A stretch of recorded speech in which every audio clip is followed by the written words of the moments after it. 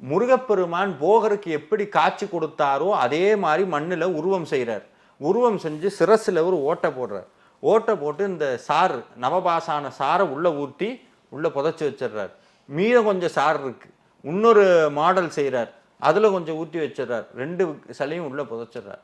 பல நாட்டுக்கு அப்புறம் தவமையேற்றி உருயேற்றி அதுக்கப்புறம் அந்த பூமியிலிருந்து அந்த சிலையை எடுக்கிறார். வெளியிருக்க மண்ணெல்லாம் உடச்சி விடுறார். அந்த நவபாசானம் சேர்ந்து வெள்ளை கலரில் அப்படியே இந்த உருவம் நிற்கிது. அப்போது இது என்னதுங்க, நவபாசானம். அது மேலே பாலாபிஷேகம் பண்ணி ஏதாவது பண்ணி சாப்பிட்டோம்னா அது உடம்புக்கு ஒத்துக்காது. அப்போ இதுக்கு மேலே கோட்டிங் கொடுக்கணும். இன்னொரு மூலிகையை எடுக்கிறார், சாறு பண்ணுறார். இன்னும் சில மூலிகை எடுக்கிறார், சாறு பண்ணுறார், கோட்டிங் கொடுக்குறார். கரு பச்சையாக மாறிடுது சுவாமி. அதை கொண்டு போய் என்ன பண்ணுறார், ஒரு குறிப்பிட்ட திதியில் நட்சத்திரத்தில்